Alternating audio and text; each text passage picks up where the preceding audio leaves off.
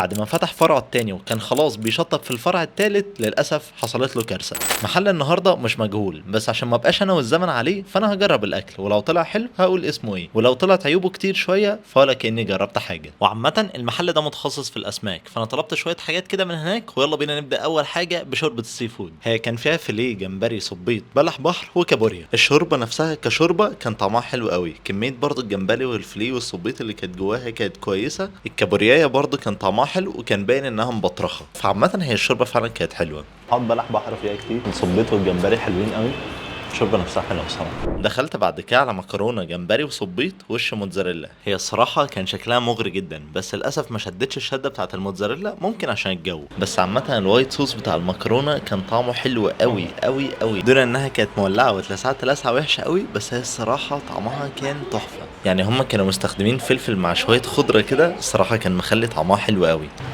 انا عاجبني الطاجن ده الصراحه، بس مولع. دخلت بعد كده بقى على بلح البحر، هو كان متغطس في صوص كده، هو انا ما اعرفش هو كان ايه بالظبط، بس هو كان تقيل حبتين، بس انا بالنسبه لي الصراحه انا ما فضلتوش. هو حاطط حاجه التتبيله بزيت كده تقيله قوي. مش عارف، لا انا بلح البحر مش عارف. جربت برضو الجمبري الباتر فلاي من هناك، بس لقيت ان هو بيتقشر بصعوبه شويه، بس انا كنت شفت فيديو كده بيتكلم عن الحته دي، ان انت ممكن تقشره قبل ما تسويه، وساعتها ما بتبقاش اصلا محتاج ان انت تشيله من على القشر بعد لما تخلص، هو اصلا بيبقى دايب كده خالص. بس بالنسبه للجمبري نفسه الصراحه كان طعمه حلو جدا، والصوص اللي عليه برضو كان طعمه حلو قوي.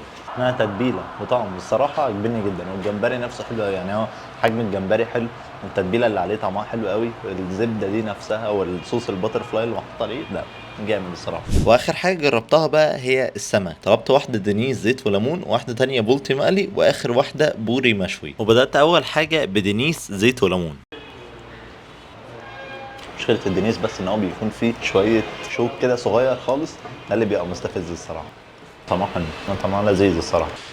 جربت بعد كده البولتي المقلي، هي السمكه الصراحه كانت متنضفه كويس، واللحمه بتاعها كان ناعم، بس هي كان طعمها عادي، يعني مش مميزه مثلا زي الجمبري الباتر فلاي او المكرونه اللي انا دقتها في الاول. وبالنسبه للبوري المشوي هو يعتبر نفس الكلام، بس انا بالنسبه لي البوري ده مع عصره ليمون كده هو اصلا بيبقى طعمه حلو قوي ايا كان هتاكله فين، السمك بيبقى حلو قوي بالليمون. ومن الحاجات برضو اللي انا بقدرها قوي رز الصياديه، عامل الرز حلو قوي. وفي الاخر بقى انا بالنسبه لي المحل كويس صراحه، بالذات طاجن المكرونه وشوربه السي فود والجمبري الباتل فلاي. المحل اسمه جزار سمك، موجود الناحيه التانية من نادي الاطباء، هسيب لكم برضه العنوان بالتفصيل في التعليقات. مشكله المحل ده بقى اللي كنت بقول لكم عليها في اول الفيديو، ان هو شارك حد تاني بخبرته والشخص التاني بالمكان، بس للاسف بعد لما صرفوا دعايه وديكورات على المكان قرر الشخص التاني ده ان هو مش عايز يكمل، وهيسيب المكان لصاحب جزار سمك بس بايجار، وللاسف كان ايجار عالي شويه، الراجل ما قدرش يتحمله، فرجع لنقطة البداية وهي الفرع القديم بتاعه. عامة هو المكان جميل بسيط شوية بس بيعمل اكل طعمه حلو، هستناكم تدعموه بقى وتكتبوا لي تجربتكم في الكومنتات كانت عاملة ازاي. وكالعادة شكرا جدا ليكم لو انتوا لسه بتتفرجوا لغاية دلوقتي. كان معكم أباظة من قناة لايف وزباظة، سلام.